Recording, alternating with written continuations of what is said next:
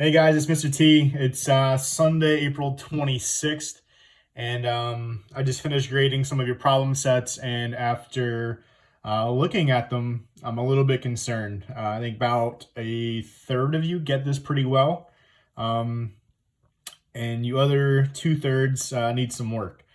And a couple points about that. The first thing, we need to stop beginning this on Thursday and Friday, especially Friday.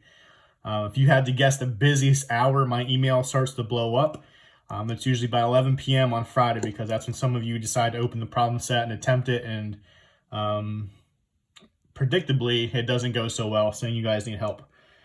Second of all, if you don't understand the material, this is what office hours are for, right? It's the same thing as you guys raising your hand in class. Like if you need help, I need you to come seek it out. I'm not there, at your house is over your shoulder while you're doing your work. So you need to advocate for yourselves that when you need help to come and seek it. So I would open the assignment on Monday, just do a little bit on Monday and Tuesday. So if you don't get it, you have, that many more opportunities to come get help instead of waiting too long. Second, we need to learn to read the directions, guys. Some of you guys did really well with this, and thank you for that. But I need you to show all your work, right? Just a simple answer of what it is. If it's wrong, I don't know how to help you. I don't know where to begin to try and correct what you're doing. So I need you to show your work. I'm going to kind of show you an example of what I mean when I go through that. And again, if you're not understanding it, please come in and utilize office hours. Most times I just sit there eating my lunch with some new Netflix show of the week on because no one utilizes it, but then everyone says they don't understand it. So advocate for yourself. You need help and come seek it out. So with that said, I want everybody to do well in the quiz tomorrow. So I'm going to walk you through exactly how to do problem number one. We'll kind of go through A, B, and C, what to expect. And honestly, that's the last thing. When you're watching the ed puzzles, I need you to take the notes on it. I literally watched the ed puzzle myself, take notes of the examples, create the questions. So I base our homework and the problem sets right off of that ed puzzle example. So if you have those, doing your homework will be 10 times easier. But getting to number one, our first step we have to do for solving any of these Stoic problems is balancing the equation, right? So to balance any equation, you guys need to set up your T-chart. So in this problem, we have let's set up our reactants and our products. Luckily for us, we only have two, right? Hydrogen and oxygen. So we have 2 hydrogen on the left initially, 2 oxygen on the left, 2 hydrogen on the right, and 3 oxygen on the left. So we got to fix this oxygen first. I mean, hydrogen is balanced now, but we know it's going to become unbalanced once we adjust the hydrogens. Since oxygen only has 2, we know this has to be in multiples or an even number. So 2, 4, 6, 8. So let's go ahead and just make that 2 for now. And every time I adjust a number up here, I need to adjust in my chart.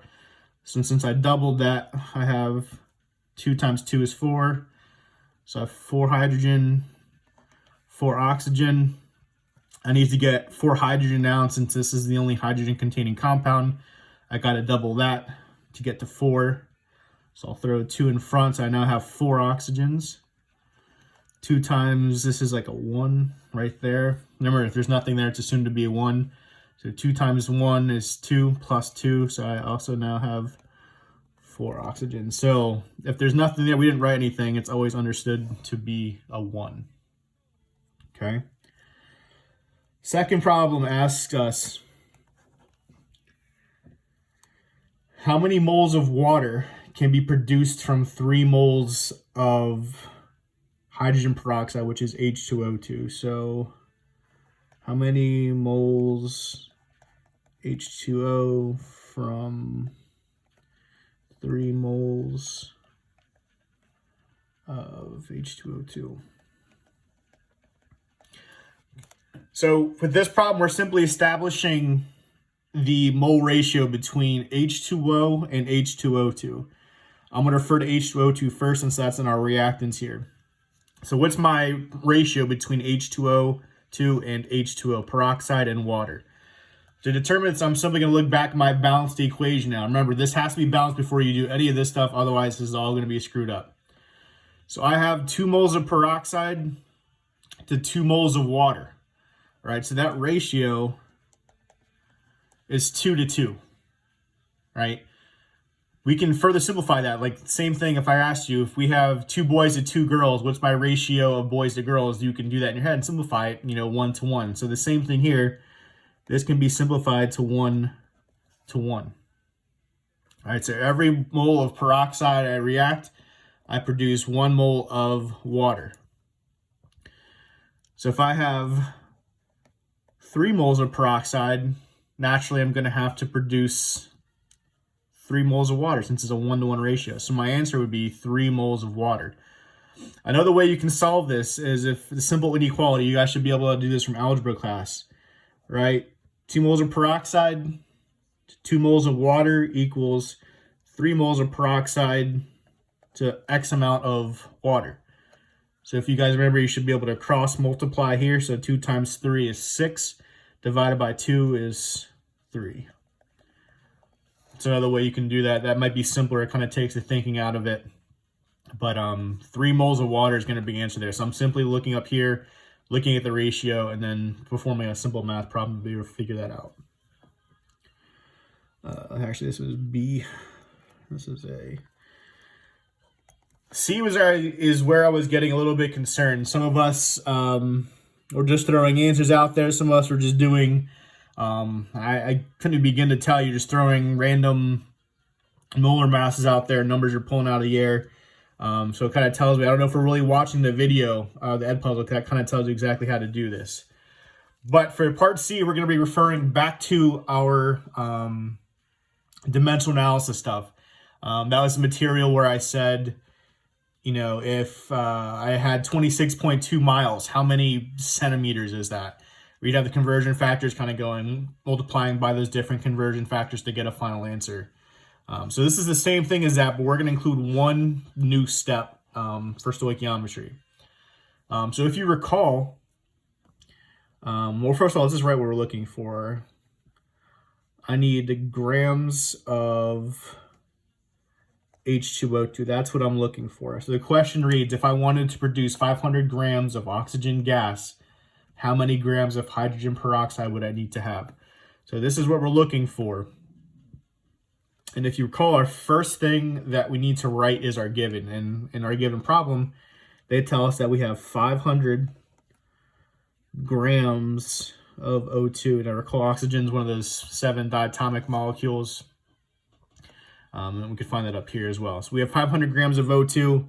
To start these problems out, we're simply going to throw it over 1. And if you guys recall, whatever unit you had here in the top is going to come down to the bottom of your next one. So grams of O2. Now in chemistry, we can't compare grams of amounts of things because that's going to differ because of the molar masses. So we need to get things into moles, right? Moles is kind of the currency unit in chemistry. So we need to get from grams of O2 to moles of O2. So we can simply put a 1 here when we go from grams to moles. Now the question is, what number goes here? So I need to figure out how many grams of O2 there are in 1 mole of oxygen. And this is just simply finding the molar mass. So if oxygen, there's 2 of them, and the molar mass of oxygen is 16.00. O2 is going to equal 32 grams per mole. So that 32 grams is going to go right here. Remember too that anytime we have the same unit in the top and the bottom, so grams of O2 in the top and the bottom, that unit gets canceled out. And if I were to solve here, I would get how many moles of O2 that is, but we don't want that. We want grams of H2O2. So we're going to keep going. I'm going to carry this unit from the top to the bottom of my next one. So I have moles of O2. And now that we have moles, we have it in moles, we can compare it now. So we want to go from moles of O2 to moles of peroxide, or H2O2. This is the only new step. Whatever goes in this box right here, okay, I'm going to find up in my balanced equation. So I'm simply going to put the coefficient that goes with these materials. So for O2, it's simply just 1. And for H2O2, I'm going to look up here, and it's 2. You can also interpret this as for every 2 moles of H2O2, I produce 1 mole of O2. We, again, see that from our balanced equation. Moles of O2 cancel. We have moles of H2O2 now as our final unit, which we have H2O2, but we want it in grams. So we need one more conversion factor. So moles of H2O2 to grams of H2O2. For moles of grams, you can simply put a 1 there for the mole. I need to figure out how many grams are in 1 mole of H2O2. So again, I have 2 hydrogens, oxygens, I have 2 as well. Molar mass of hydrogens, 1.01. Oxygen is 16. Okay, we add those up. 34.02, so that's what goes right here. 34.02 grams of peroxide and 1 mole of peroxide. These units cancel out, and finally grams of H2O2 is what I wanted here. So now I can solve, and again, you multiply everything across the top first, Multiply everything across the top first. So 500 times 1 times 2 times 34.02. Hit enter. And I'm going to divide by each thing on the bottom. So divide by 1, enter, divide by 32, enter, divide by 1 again, enter, and 1 again.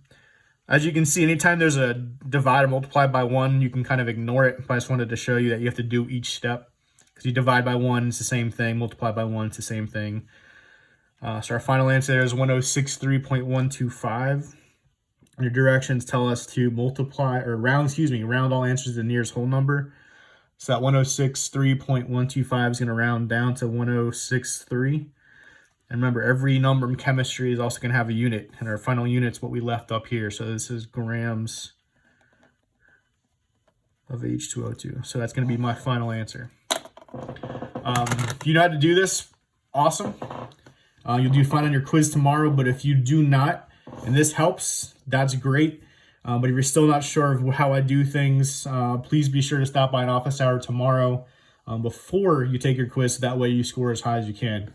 But this right here is the only thing that seems to be tripping some people up. And again, I pull these numbers from my balanced equation. But one of your problems, this is what your work should look like. This is what I need to see. Some of you guys were just putting, a number here, which is fine. That's obviously fine. But this right here, this is where I need to see your work. So please be sure you're showing me everything to get full credit.